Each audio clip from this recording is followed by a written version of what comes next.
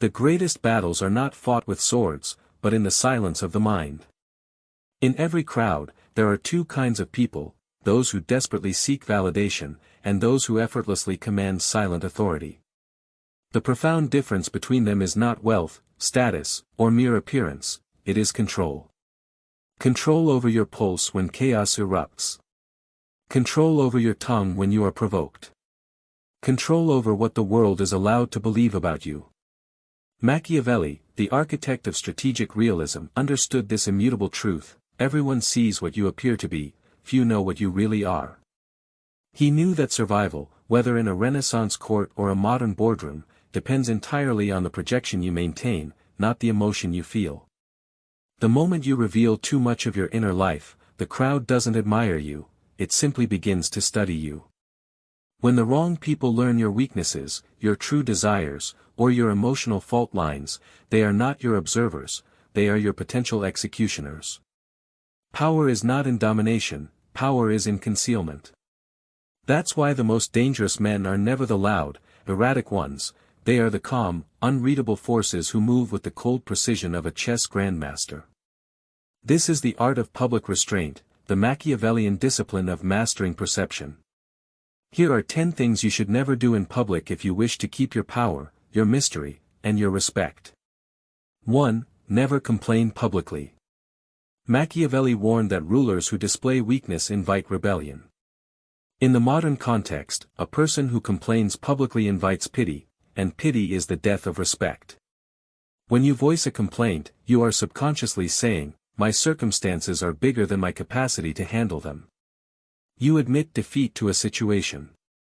Your enemies see an opening, your competitors smell blood, and even your allies begin to doubt your ultimate strength.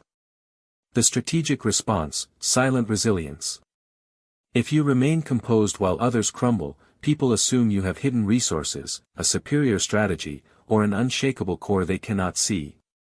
You become a man who cannot be easily shaken. Process your pain in private, your silence becomes your armor, and your calm becomes your most potent intimidation. The true strategist never lets the world see him bleed. 2. Never argue loudly or viciously, the authority of the ice. A public outburst is a devastating strategic blunder.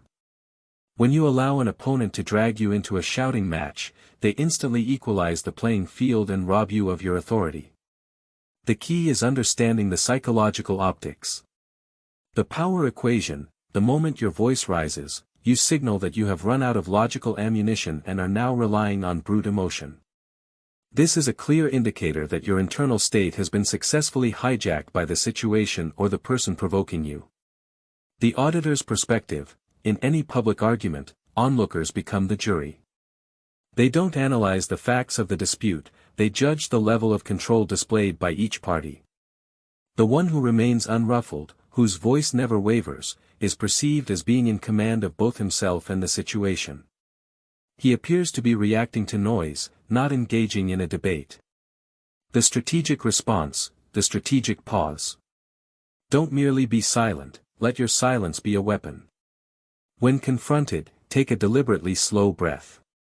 A strategic pause creates a vacuum that forces the aggressor to rush in and fill it, often with more heat and less substance. When you finally speak, your response should be calibrated, quiet, and conclusive, a period to their lengthy rant. The ultimate victory is leaving the argument looking powerful, even if you lose the technical point. 3. Never reveal your deep emotions, guarding the inner kingdom. Modern society confuses vulnerability with strength. Machiavelli would correct that error by teaching that in a world of competitors, vulnerability is simply a blueprint for your own manipulation. The currency of the heart: every profound emotion you share publicly, especially fear, longing, or deep sadness, is a currency you are giving away for free. Once people know what you truly value or what truly hurts you, they gain leverage they didn't earn. They know precisely where to apply pressure to make you compromise, retreat, or act irrationally. The unreadable face: your face and demeanor should function as an opaque mask in public life. This isn't about being dishonest, it's about being protected. The goal is emotional neutrality. Let your heart process the pain, the joy, or the rage in absolute privacy. When you re-emerge, your calm detachment forces others to constantly guess at your true state, making it impossible for them to confidently target you. The Stoics' shield, like the Stoics who preached apatheia, freedom from disturbance, let your intense feelings refine your character in secret, but never let them define your public reputation. The mystery of a guarded inner life is one of the most magnetic forms of social power. 4. Never over-explain yourself, the power of the vacuum. When you feel compelled to justify your actions, your choices, or your intentions to everyone, you tacitly acknowledge that their judgment is superior to your own. This frantic need to justify is a subtle, yet profound, surrender of authority. The guilt implication, the speed and passion with which you rush to defend yourself are often interpreted by the observer as overcompensation, a sign that you have something to hide. A leader or a powerful figure operates from a position where his actions speak for themselves, and his authority is assumed. He does not need universal consent. Maintaining the legend, explanation is definitive and limited, mystery is infinite. When you are slightly misunderstood, do not clarify. Instead, allow the power of the vacuum to take effect. People will fill the informational gap themselves, often creating a narrative about your brilliance, confidence, or strategic depth that is far grander than the truth. Focus on the few, only explain yourself to those who genuinely deserve to know the truth, a trusted partner, a key ally. For everyone else, remember this rule: those who matter don't need the explanation, and those who need the explanation don't matter. Your silence forces critics to argue against what they imagine your position to be, which is a battle they rarely win. 5. Never display envy, the confession of inferiority. Envy is an open admission that you are distracted by another person's journey and believe their success has somehow diminished your own potential. It is an emotional confession of inferiority that tells the world your focus is external, not internal. The contagion of focus: a man preoccupied with what others possess cannot possibly be focused on what he needs to build for himself. When you express envy, you reveal to competitors that their achievements are consuming your attention, giving them a psychological advantage. You become predictable. The strategic response: analyze, don't resent. The strong never waste energy on resentment, they adopt a posture of strategic analysis and humble learning. When you see someone achieve a major win, you should immediately reverse engineer it. Ask, what systems, risks, or alliances did they employ that I can adapt for my own path?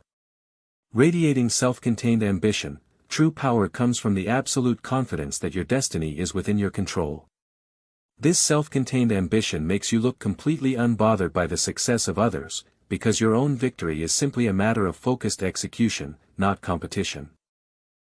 6. Never try too hard to impress, the law of subtle magnetism. The pursuit of approval is a gravitational pull toward weakness. When you try too hard to impress, through ostentatious display, relentless name-dropping, or loud self-promotion, you instantly reveal the most toxic weakness: insecurity. Power that has to announce itself is power that is fundamentally insecure. The difference between display and proof: the person trying to impress is desperate for validation now. The powerful person understands that proof always outweighs performance. He doesn't chase attention, he focuses on accumulating results that will eventually force attention toward him. The gravity of understatement: observe genuinely powerful figures. They often wear muted colors, speak with measured volume, and avoid the spotlight when they can. This deliberate understatement creates a social vacuum around them. People lean in, strain to hear, and study their quiet comportment. Their silence makes the room look to them, their words, when finally delivered, carry disproportionate weight. This is the essence of subtle magnetism. The strategic response: self-contained presence. Anchor yourself in your own self-worth. Your confidence should be invisible until it's necessary, it's a reserve of strength, not a constant performance. Stand calmly, move deliberately, and listen more than you speak. The man who needs no validation is the one everyone secretly grants the most respect. 10. Never reveal who you truly despise, the utility of lethal indifference. Hatred is a strategic disaster. When you expose your true enmity towards someone, you give them a roadmap to your emotional trigger points, allowing them to control your reactions. Public display of dislike is a voluntary sacrifice of your tactical advantage. Hatred as a weakness. Hatred reveals that your enemy occupies rent-free space in your mind. This is an admission of preoccupation and a failure of focus. Your energy is diverted toward an emotional response rather than a strategic move. The power of misdirection. To the Machiavellian mind, emotional neutrality toward an enemy is the most lethal tool. You must practice lethal indifference, that is, you smile, remain polite, and treat them with an almost unnerving professional courtesy. This completely disarms them. They cannot provoke you, and they cannot discern your next move because they misread your calm as genuine apathy. The rule of the clean kill, Machiavelli's brutal counsel, never strike a king unless you kill him, applies to all strategic enemies. Never engage in petty skirmishes or emotional revenge. If you must act against an opponent, do so decisively and definitively, when they least expect it, and in a way that eliminates their ability to retaliate. Your enemies should never know they are your targets until the strategic blow is struck. The tactical use of silence. 7. Never gossip or criticize openly, the authority of restraint. Gossip and petty criticism are low-value emotional transactions. When you engage, you diminish your own stature, showing that your mind is occupied with the flaws of others rather than the execution of your own vision. This is the surest way to project smallness and instability. The contamination effect. Speaking ill of others is a projection of undisciplined thought. People who listen to your criticism will immediately wonder, what does he say about me when I'm not around? You establish a reputation as a potential risk, and high-value individuals, who are themselves practicing restraint, will begin to distance themselves. The cost of enemies. Open criticism guarantees you enemies you never needed, turning neutral parties into antagonists. The wise know that battles should be chosen, not created impulsively. Why create a target for yourself over a fleeting, emotional outburst? The strategic response. The scarcity of words. Your words should be a scarce resource, only spent when they serve a direct, strategic purpose. Let fools entertain with their opinions, you will command with your observation. If criticism is absolutely necessary, e.g., performance feedback, deliver it privately and constructively. This discipline transforms your mere presence into a form of authority. When you finally speak, your words carry the weight of someone who rarely wastes breath. 8. Never show off your plans, the power of announcement by result. A plan is only a fragile possibility. Sharing your ambitions prematurely is like planting a seed and immediately digging it up to show everyone, you kill the potential. Speaking too soon invites doubt, envy, and easy sabotage. The sabotage loop. When you announce a great plan, people who are prone to envy are given an early warning, allowing them time to either copy your blueprint or actively interfere. Furthermore, the act of talking about the goal often provides a premature sense of satisfaction, draining the actual motivation needed for the difficult execution. The strategic response. Whisper, then roar. A true strategist moves under the cloak of secrecy. The only thing people should know about your next big move is that you are working. Let your progress whisper, through steady movement, and let your results roar, through undeniable success. Surprise is a weapon. The less they know, the less they can prepare. When your hard-won success is suddenly unveiled, it lands with the maximum force of surprise, leaving competitors scrambling to catch up. Secrecy is not paranoia, it is the ultimate protection for fragile ambition. 9. Never lose control of your body language, the silent command. Your words might be guarded, but your body is often the traitor. Every subtle movement, a flickering eye, a rapid foot tap, a slumped shoulder, is an unconscious signal that can betray anxiety, impatience, or lack of confidence. In the Machiavellian sense, your body is always speaking, and it is transmitting a political message.